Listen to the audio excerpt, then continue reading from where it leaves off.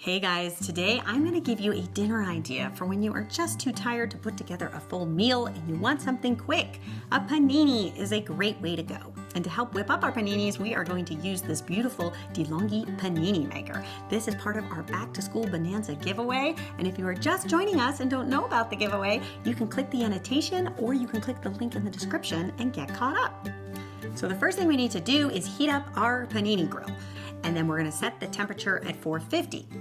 I like to use a high heat for paninis because I find that it just helps them get nice and crispy and toasty and delicious. The first panini we're going to make is a roast beef and caramelized onion panini. This one is really delicious. But if you don't eat meat, not to worry, I have a vegetarian one coming up next. So we're going to take out 2 pieces of bread. We're going to butter one side of the bread. And then we're going to flip the bread over and we're going to add some Swiss cheese. On top of that, we're going to add about a teaspoon and a half of whole grain mustard. And then on top of the mustard, we're going to add some caramelized red onions. This is so delicious and easy to do. If you've never caramelized onions, the easiest way I find is just to take a large skillet, add about a tablespoon of olive oil, slice up a red onion into some half moons, very thin, season with salt and pepper, and just continue to saute until they start to get really wilted and tender. And at that stage, you're going to add a teaspoon of balsamic vinegar. That's going to create a really nice, sweet, syrupy sauce once it starts to cook down. And then we're also going to add half a teaspoon of Worcestershire sauce, just for a nice savory bite. And then you want to stir those onions until all of that sauce is sort of evaporated and cooked down. And that's it. And you have your caramelized onions. So we're going to add a few onions on top of that mustard. And then to that, we're going to add a few slices of rare roast beef.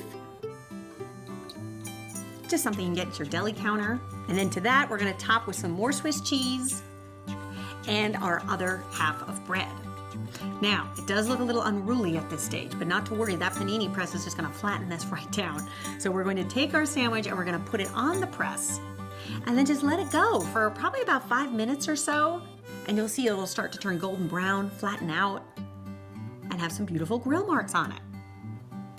So then you can remove it from the press, cut it on the diagonal. And then what I like to do is also serve this with a salad because it is a little bit rich. So I think a nice arugula salad with a tossed vinaigrette is a great pairing with this style of panini. And I'll leave that recipe for my vinaigrette in the description.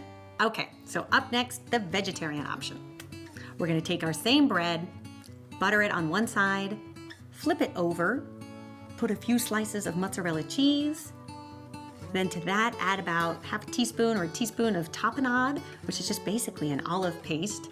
Or you could also use pesto. So I know there are those olive haters out there. So if you don't like olives, a little pesto sauce would be really good too. Then on top of that, we're going to add some sliced roasted peppers and a few sliced artichoke hearts. And then on top of that, we're going to add some more mozzarella cheese, place our second half of the sandwich on top, and pop that into the panini press. And again, it'll take about 5 minutes or so. And then when that's done, you can slice it up. And with this style panini, because there is a lot of bite in the form of the olives and the artichoke hearts, I like to serve a salad that's a little bit more subtle. So something like a mixed green salad or butter leaf lettuce would also be good. This is a really great combination as well because you've got that creamy mozzarella mixed with the bite of the olives, that little zing of the artichoke hearts, and the sweetness of the peppers. It's really a flavor combination worth giving a try.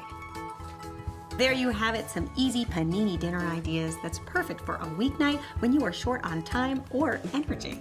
I hope you give it a try and let me know what you think. And I also hope you enter the giveaway. If you haven't already entered, head on over to the Inspired Home website and give it a shot. Somebody has to win all these great products. Why not have that somebody be you? All right, you guys, I'll see you back here next week for another delicious back to school recipe. Until then, bye.